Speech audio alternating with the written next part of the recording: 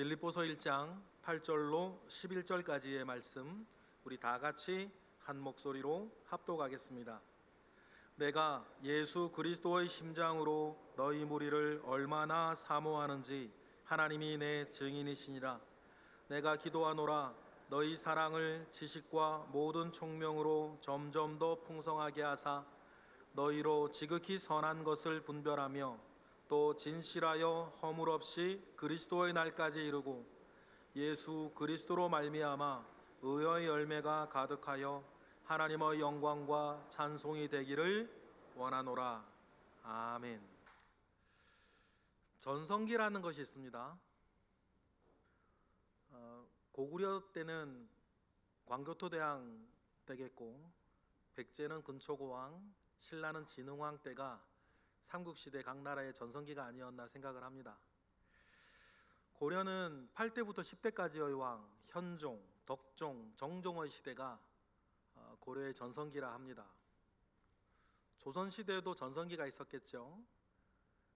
의견이 좀 갈리는데 영종조 시대가 전성기였다라고 말하는 사람도 있고, 그래도 세종대왕의 때가 전성기였다 그렇게 말하는 사람도 있습니다. 모든 것이 평화롭고 어떤 것도 다 발전해 나아가며 중요한 근거와 힘으로 인해서 모든 것이 형통하여 잘 되어지는, 그리고 지나고 나면 참 자랑스러운 그한 시절이 있습니다. 그때를 우리는 명명해서 전성기라 합니다. 그렇다면 여러분 인생의 전성기 있으셨습니까? 여러분 어느 때가 그때는 내 인생의 전성기였지, 여러분 말하실 수 있을까요? 여러분 그리고 선포하셨으면 좋겠어요. 무엇을 선포하느냐? 받아보시겠습니까? 나의 전성기는 아직 오지 않았다. 맞습니까? 아니에요? 믿음을 가지고 받아보세요. 나의 전성기는 아직 오지 않았다. 맞습니다, 여러분. 여러분의 전성기는 아직 오지 않으셨어요. 특히 내 믿음의 전성기는 아직 오지 않았다.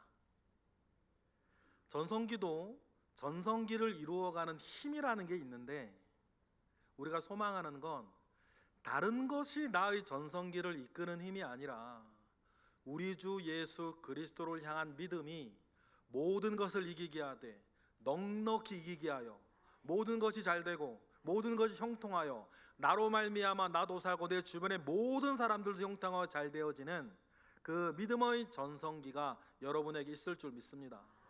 그래서 그 소망 가운데에 내 전성기는 아직 오지 않았다, 여러분 그렇게 믿으시기를 바라요. 그리고 여러분, 전성기를 이렇게 보면 언제나 함께하는 참 좋은 사람들이 어우러져 있었다는 거예요. 정조에게도 정약용이 있었고, 세종에게도 황희정승과 장영실이 있었습니다. 이 전성기라는 것이 자기 혼자 정신승리하는 게 아니지 않습니까? 그러면 반드시 뭐가 있어야 되냐면 함께하는 동지들이 있어야 돼요. 함께하는 전우들이 있어야 됩니다. 믿음의 전성기도 동일해요.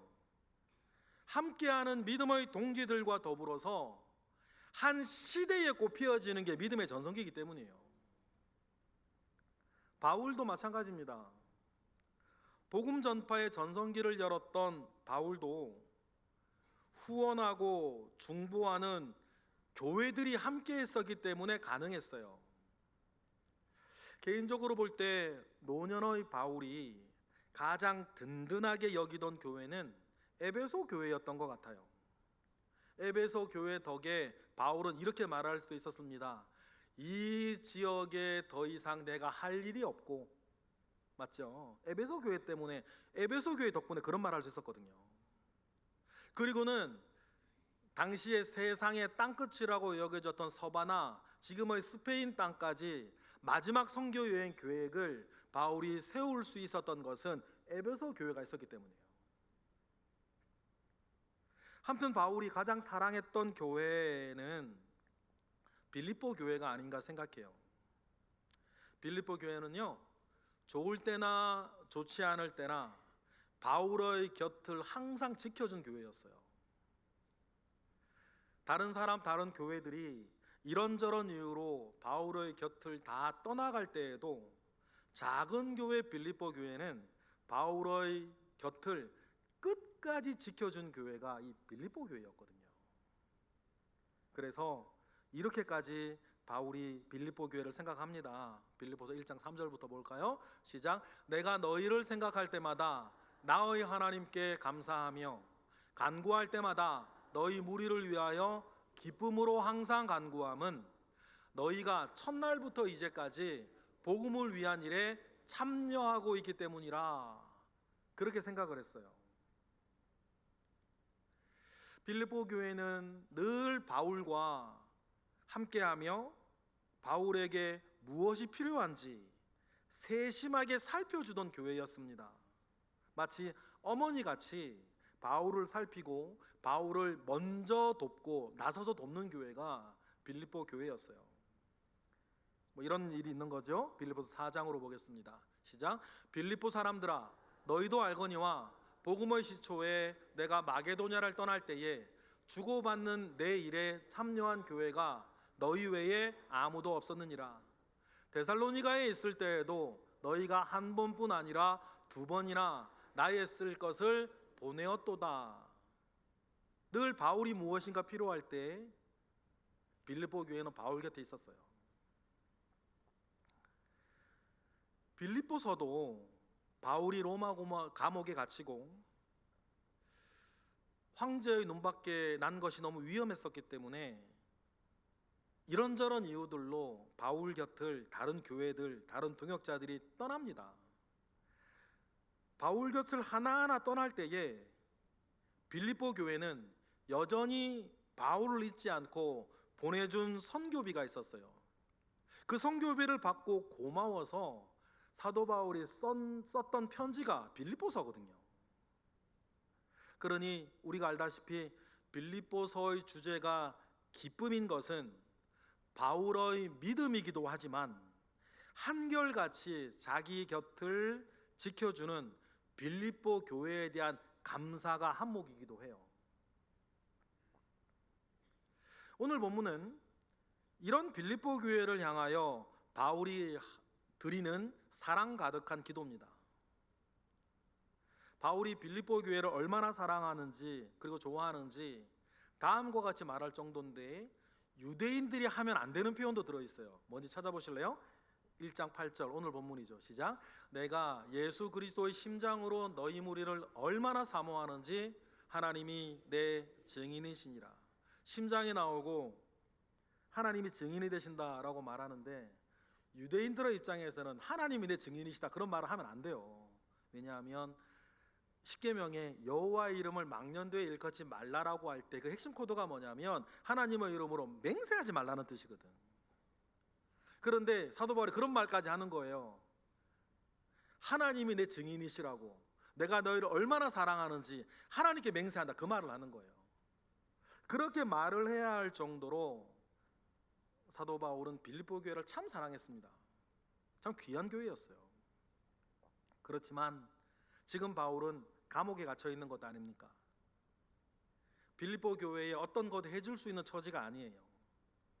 그런데 여러분, 그가 할 수 있는 유력한 일이 여전히 하나 남아 있는데 그게 뭐예요? 기도해 주는 거예요. 그가 할 수 있는 최고의 사랑 표현은 하나님께 빌립보 교회를 위해 기도해 주는 것입니다. 몸은 떨어져 있더라도 바울은 빌립보 교회의 중보자가 되어서 교회와 동행하고 곁을 든든하게 지켜주고 있습니다. 그러면 여러분, 빌립보 교회는 바울의 정서적 물질적 중보자가 되고 바울은 빌립보 교회의 지적이고 영적인 중보자가 되고 있는 거예요. 여러분, 이런 관계들이 우리를 강하게 하고 복되게 하고 믿음의 전성기를 여는 거예요. 이런 관계 속에서 우리는 형편에 구애받지 아니하고 아직 오지 않았다라고 여러분들이 말하는 믿음의 전성기를 구현해 나갈 수 있는 겁니다. 그래서 여러분, 지금 여러분과 함께 있는 사람들이 중요해요.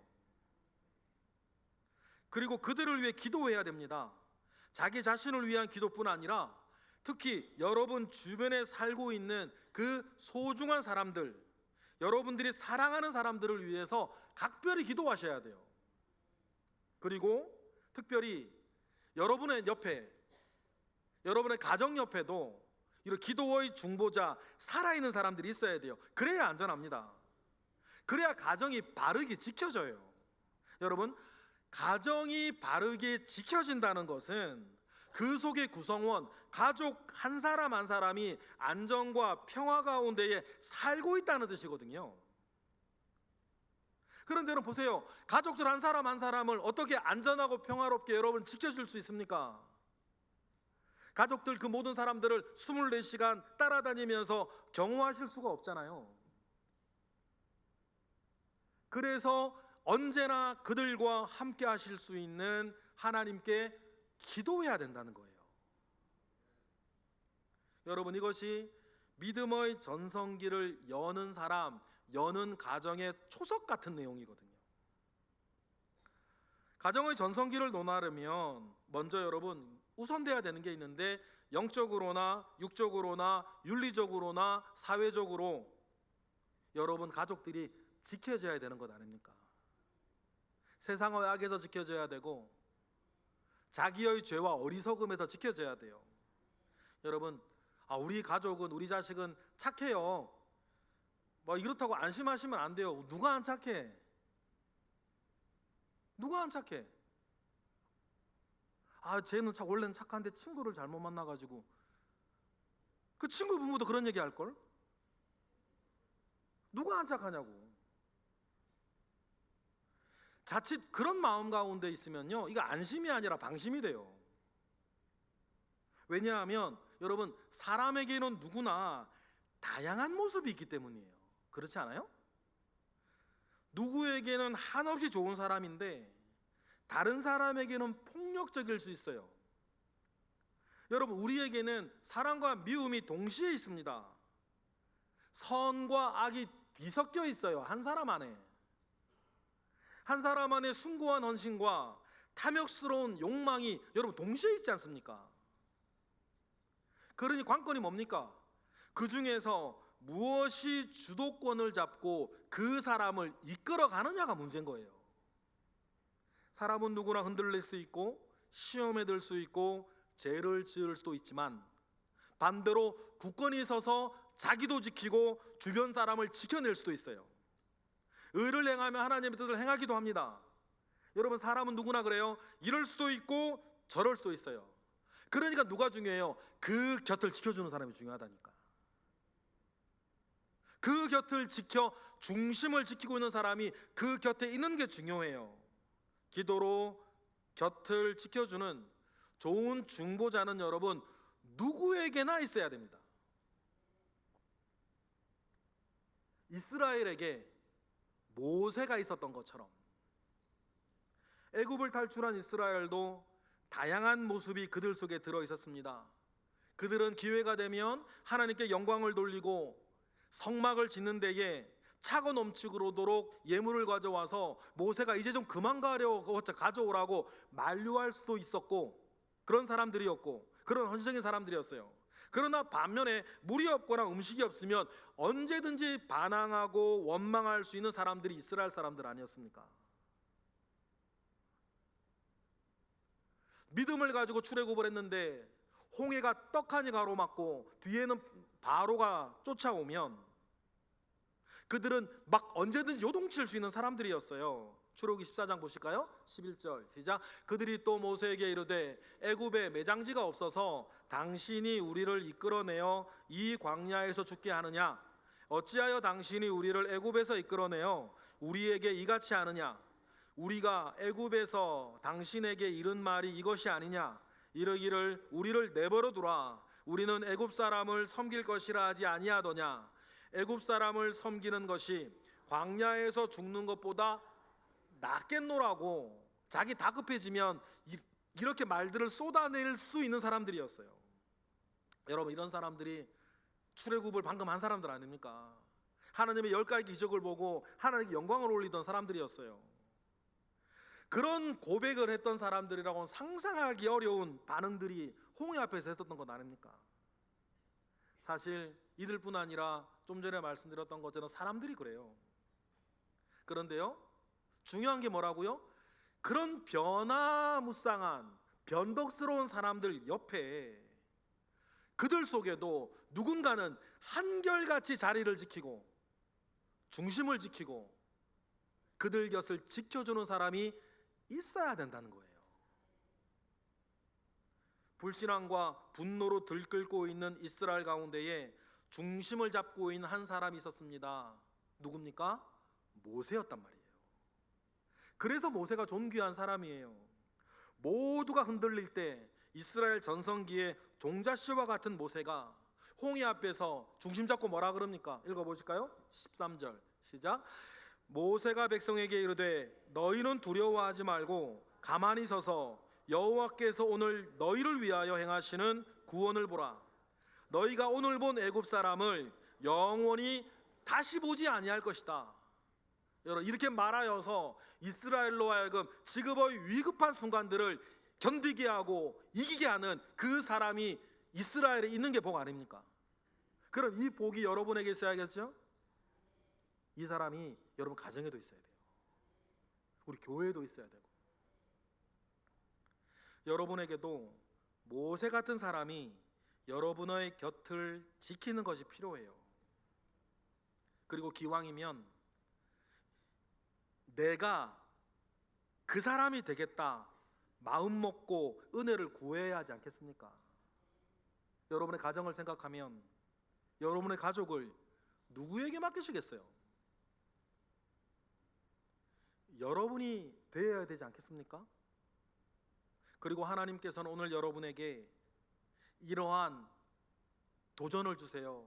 그 기도의 사람이 되라고, 그 중보의 사람이 되라고, 그래서 그 곁을 지켜주라고. 다른 모든 것들이 흔들릴 때에도 흔들리지 않고 중심 잡아주는 그 믿음의 한 사람이 되라고 하나님께서 여러분을 지금 도전하시는 거 아닙니까? 그리고 여러분의 주변을 보면 그런 사람이 지금 필요하잖아요. 중보자로 서는 일은 한 번 일어나는 이벤트 같은 게 아니에요. 일평생 동행하며 한결같이 그 곁을 지켜주어야 하는 것 아닙니까? 이스라엘의 반항과 거역이 홍해 앞에서 뿐이겠어요? 이스라엘은 광야 생활 40년 내내 흔들렸어요. 끊임없이 불평하고 원망하고 무기력했고 시험에 들고 하나님을 거역하며 모세 속을 썩입니다. 하나님께서 뭐라고 말할 정도였냐면 너희들의 원망과 불순종은 너희들의 습관이라, 하나님 그렇게 말씀하실 정도였어요. 그리고 타겟은 언제나 앞에 서 있는 모세였습니다. 모세에게 뭐라 그럽니까? 출애굽기 17장 2절부터 볼까요? 시작. 백성이 모세와 다투어 이르되 우리에게 물을 주어 마시게 하라. 모세가 그들에게 이르되 너희가 어찌하여 나와 다투느냐? 너희가 어찌하여 여호와를 시험하느냐? 거기서 백성이 목이 말라 물을 찾으매 그들이 모세에게 대하여 원망하여 이르되 당신이 어찌하여 우리를 애굽에서 인도해 내어서 우리 자녀와 우리 가축이 목말라 죽게 하느냐라고 덤비는 거예요. 잘하다가 꼭 이래. 잘하다가 이래. 여러분, 이스라엘을 보면서 일종의 감정노동자인 모세의 심정을 좀 헤아려 보시겠어요? 그 타격감이 이루 말할 수 없을 것 같아요. 예전에 뉴스에도 많이 나왔지만 텔레마케터 하시는 분들이 감정노동 때문에 어려움도 당하고 심지어 자살하는 사람도 있었다고 막 우리가 뉴스를 보기로 했는데, 가만히 생각해 보면요, 텔레마케터 분들은요 자기에게 전화하는 사람과 관계가 없어요. 얼굴 본 적도 없어. 그런데도 그 사람들의 그 말들로 그렇게 타격을 많이 받는데, 모세는 어때요? 다 아는 사람들이요. 어제까지 같이 저녁 먹었던 사람 아닙니까? 어제까지 같이 예배했던 사람들이고 어제까지 동고동락했던 사람들이에요. 그런데 그 사람들 어느 날 갑자기 바뀌어가지고 막 이렇게 쏘아붙이면 야, 그 타격감 견디는 거 쉽지 않을걸요? 이 노동의 강도가 보통이 아닌 거예요. 그런데 여러분, 그것보다 더 중요한 게 뭡니까? 그런 이스라엘이라도 하나님께서 모세에게 맡겼다는 거예요. 오늘 주제가 왜 여러분에게 중요하냐면, 그런 인간이라도 하나님께서 여러분에게 맡기셨다는 거예요. 그리고 하나님께서 그런 우리들이라도 누군가에게 맡겨주셨다는 거예요. 모세는 그럼 이 일을 어떻게 감당을 했을까? 설득해서 되는 일이었다면 이미 했겠죠. 죄송하지만 제가 여러분들에게 종종 드리는 말씀 있잖아요. 지금까지 해결이 안 되는 문제는 앞으로도 해결이 안 될 거다. 왜냐하면 여러분처럼 열심히 사셨던 분들이 지금까지도 해결이 안 됐어? 그러면 여러분 앞으로도 해결이 안 될 것 같아요. 그러니까 우리에게 뭐가 필요한 거예요? 동지들이 필요하고, 기도가 필요하고, 나를 지키고 내 곁을 지켜주는 사람들이 필요하다. 지지 않고 시간을 보내면 언젠간 이길 거니까. 모세의 유일한 방법도 기도하는 중보자로서 이스라엘 곁을 지키는 것밖에 없었습니다. 그래서 모세를요, 구약을 대표하는 기도자라 그래요. 모세에게는 붙은 별명이 하나 있습니다.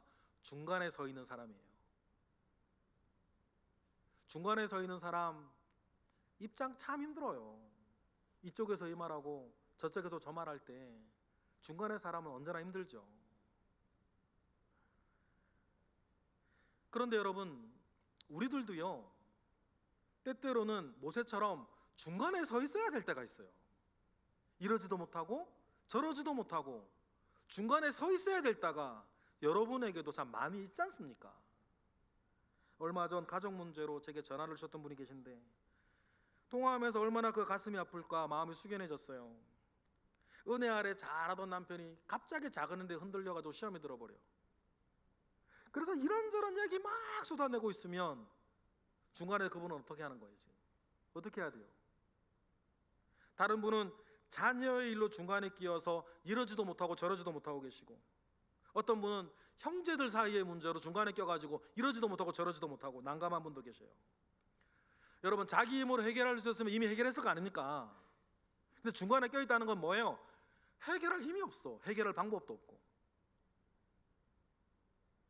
사실 언제나 중간에 껴있는 사람은 할 일이 별로 없어요. 그 곁을 지켜주는 것밖에. 근데 그 곁을 지켜주려면 감정노동의 강도가 사실은 너무 셀 때가 있고 길어지면 힘든단 말이에요. 그러니 자기가 할 수 있는 작은 일을 하면서 중간에서 견뎌내는 것밖에 없는데, 견뎌내는 그때에 그냥 악으로 깡으로 버티는 것으로서는 안 되고, 우리에게 유일한 희망, 하나님께 나아가 도움을 청하는 것밖에 없다. 기도하는 것밖에 없습니다. 그래서 여러분, 중간에 서 있는 사람의 사명은 기도하는 거예요. 모세 역시 기도하면서 자신을 지켰고 이스라엘을 지켜냈습니다. 여러분, 기도는 공중에 흩뿌리는 독백하고 다른 거 아닙니까? 여러분, 기도는 혼잣말이 아니잖아요. 왜 그렇습니까? 듣는 분이 계시니까. 믿습니까? 여러분, 기도는 혼잣말이 아니죠. 기도는 독백이 아니지 않습니까? 우리가 기도하는 이유는 하나님이 들으신다는 것을 알기 때문이에요. 그 믿음이 있어야지만 기도할 수 있는 것 아닙니까? 기도를 들으시는 이가 있다는 확신 속에서 중간에 선 사람이 하나님께 SOS를 치는 게 기도 아닙니까? 모세도 중간에 서서 자리를 지킬 때 위험한 순간이 참 많았어요. 그러나 그럴 때마다 언제나 모세가 한 일이 있습니다. 하나님께 매달려 기도하는 것밖에. 이런 일도 있었습니다. 17장 4절에 읽어볼까요? 시작. 모세가 여호와께 부르짖어 이르되 내가 이 백성에게 어떻게 하리이까? 그들이 조금 있으면 내게 돌을 던지겠나이다. 다급하게 주님께 매달리면 감사한 건 뭡니까? 하나님은 그때마다 모세를 지켜주셨고, 모세가 지켜지면 못났으나 하나님의 백성인 이스라엘도 지켜지는 것 아닙니까? 그래서 여러분들이 중요해요. 여러분들이 지켜져야 여러분들의 가족들이 지켜지는 것 아닙니까? 우리는 홀로 사는 게 아니니까. 그래야 이스라엘은 지켜져야 가나안까지 이러나 저러나 갈 것 아니에요. 모세의 가장 큰 위기가 있었는데 어느 날은 예전과는 비교할 수 없는 큰 문제가 발생합니다. 가데스바네아였어요. 하나님마저도 이스라엘에게 진절머리를 내시는 거예요. 그래서 하나님마저 이스라엘을 포기하려 하십니다. 이렇게 되면 이전까지는 다른 차원의 문제가 됩니다. 왜냐하면 이전에 받은 은혜는 다 잊어버리고 이 가데스바네아에서는 이스라엘이 매우 구체적이고 조직적으로 반역을 했기 때문이에요. 정탐꾼 모래놓고 정탐꾼의 보고에 분노하며 요동쳤던 것 아닙니까? 그래서 뭐라 그럽니까? 민수기 14장 다 같이 4절로 시작. 이에 서로 말하되 우리가 한 지휘관을 세우고 애굽으로 돌아가자. 이런 이스라엘에 하나님은 격분하셨고 모세에게 자기의 심정을 얘기하세요. 하나님도 이제 못 참겠다는 거예요. 11절 시작. 여호와께서 모세에게 이르시되 이 백성이 어느 때까지 나를 멸시하겠느냐? 내가 그들 중에 많은 이적을 행하였으나 어느 때까지 나를 믿지 않겠느냐? 도대체 내가 언제까지 참아줘야 되냐 이들을. 하나님도 얼마나 답답하셨으면 모세에게 그렇게 말할 정도였어요. 그리고 하나님께서 모세에게 전혀 새로운 제안을 하십니다. 어떤 제안이에요? 이어지는 12절 시작. 내가 전염병으로 그들을 쳐서 멸하고 내게 그들보다 크고 강한 나라를 이루게 하겠다. 이 땅에서 이스라엘을 완전히 없애버리고, 하나님의 말씀이에요. 아브라함이 조상이 아니고 모세 너를 조상으로 해서 더 크고 강한 민족을 내가 만들겠다. 이 말씀에 모세가 깜짝 놀랍니다. 하나님께는 충분히 하실 수 있는 능력도, 충분히 하실 수 있는 명분도 있지 않습니까? 모세는 그걸 알았어요. 그래서 이것이 그냥 농담이 아닌 걸 알았습니다. 은혜를 원수로 갚는 이스라엘의 반복되는 패악을 모세도 너무나 잘 알고 있었기 때문입니다. 그런데 여러분, 일이 이렇게 흘러가서는 안 되는 것 아닙니까?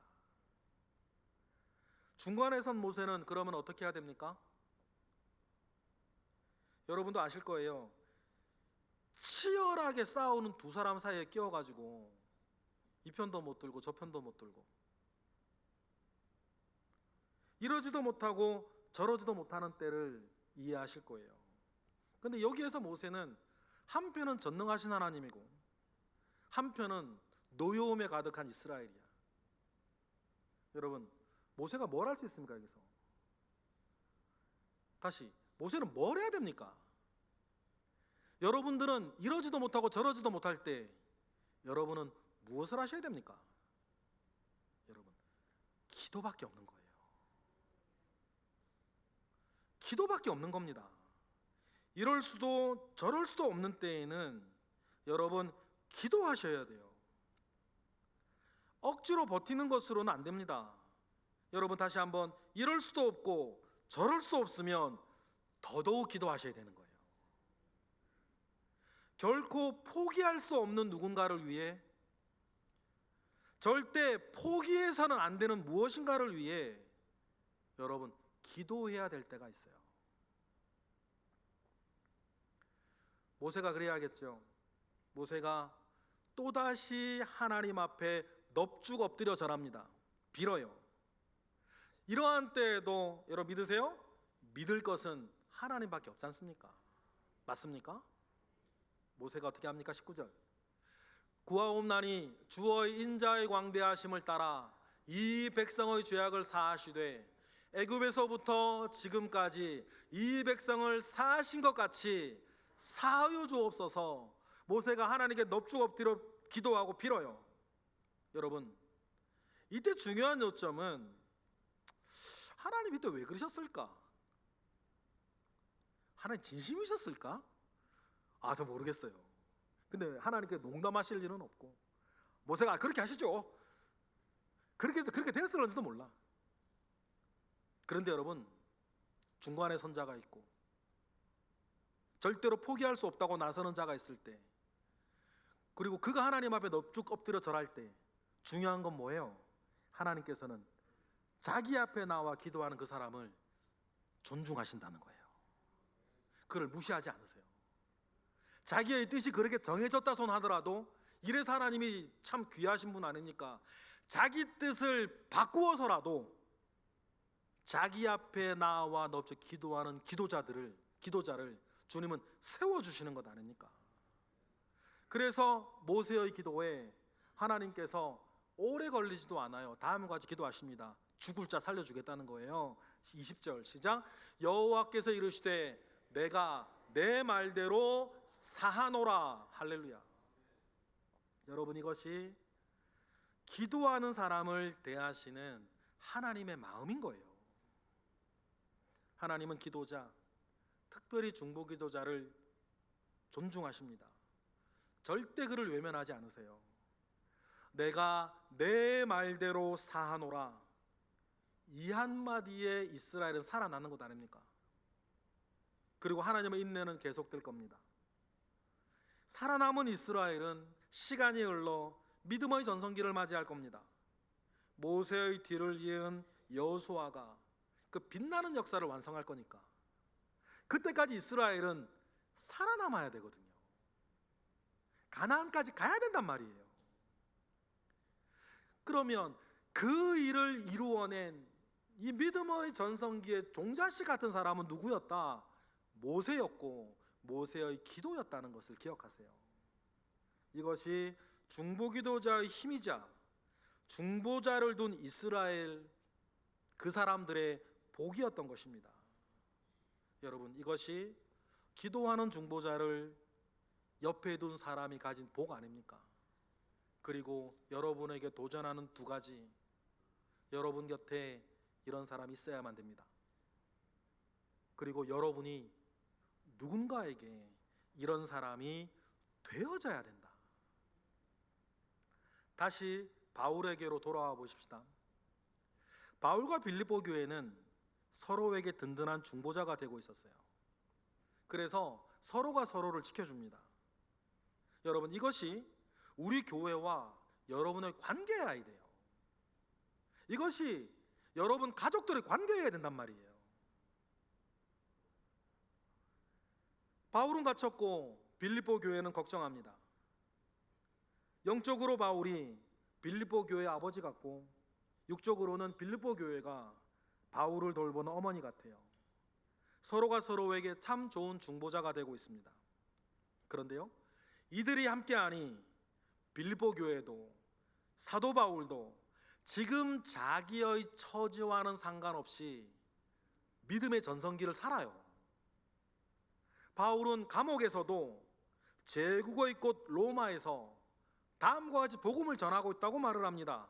빌립보서 1장 12절부터 시작. 형제들아, 내가 당한 일이 도리어 복음 전파의 진전이 된 줄을 너희가 알기를 원하노라.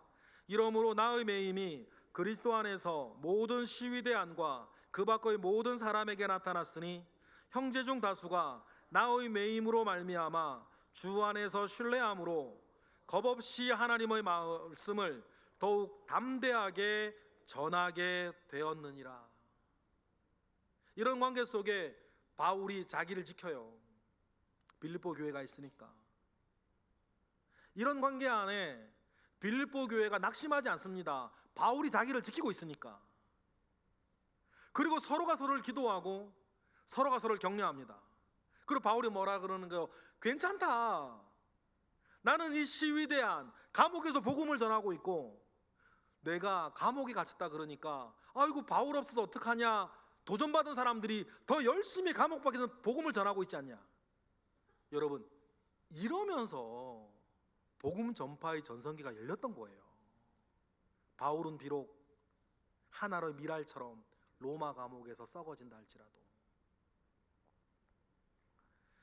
바울의 전성기는 그래서 감옥 안에서도 계속됩니다. 이런 바울이 이제는 중보자가 되어 빌립보 교회를 위해 하나님께 기도해요. 오늘 본문입니다. 이런 마음으로 읽어볼까요? 9절부터 시작. 내가 기도하노라 너희 사랑을 지식과 모든 총명으로 점점 더 풍성하게 하사 너희로 지극히 선한 것을 분별하며 또 진실하여 허물 없이 그리스도의 날까지 이르고 예수 그리스도로 말미암아 의의 열매가 가득하여 하나님의 영광이 되기를 원하노라. 할렐루야. 그래서 여러분, 빌립보 교회는 오늘 이 자리에서도 이야기되어지는 멋진 교회가 됐던 겁니다. 서로가 서로를 돕고 살리는 기도의 중보자가 되어 이 둘을 다 강하게 했어요. 여러분, 이 일이 남의 이야기로만 남아서야 되겠는가? 내 평생 나의 이야기, 우리의 이야기가 되어져야만 한다. 믿음의 전성기는 혼자 정신승리하는 게 아니라 동일한 뜻과 동일한 마음과 동일한 소망을 품는 사람들이 연합되어졌을 때 이루어지는 것이니까. 그래서 바울은 바울이 되었고 빌립보 교회는 빌립보 교회가 된 것처럼 여러분은 여러분이 되고 여러분의 가정은 여러분의 가정이 되고 우리 교회는 우리의 교회가 되기를 바랍니다. 이러한 좋은 일, 믿음의 선순환이 있을 겁니다. 이를 위해 첫 번째, 기도의 중보자를 옆에 두기를 사모하세요. 그리고 여러분이 먼저 누군가에게 기도의 중보자가 되기에 열심을 내셔요. 그 열정이 믿음의 전성기를 열어서 믿음으로 모든 것을 이기되 넉넉히 이기고도 남게 하고 그것으로 내가 살고 내가 지켜졌으니 내 주변의 모든 소중한 것들이 지켜지는 은혜가 믿음의 열매로 우리 모두에게 있기를 축복합니다. 기도하겠습니다. 하나님 감사합니다. 크신 은혜 가운데에 우리의 삶의 도, 믿음의 도를 알리셨으니 이 말씀대로 살고 믿음 위에 승리하는 우리 모든 예배자들 되게 하시옵소서. 예수 그리스도의 이름으로 기도드렸나이다. 아멘.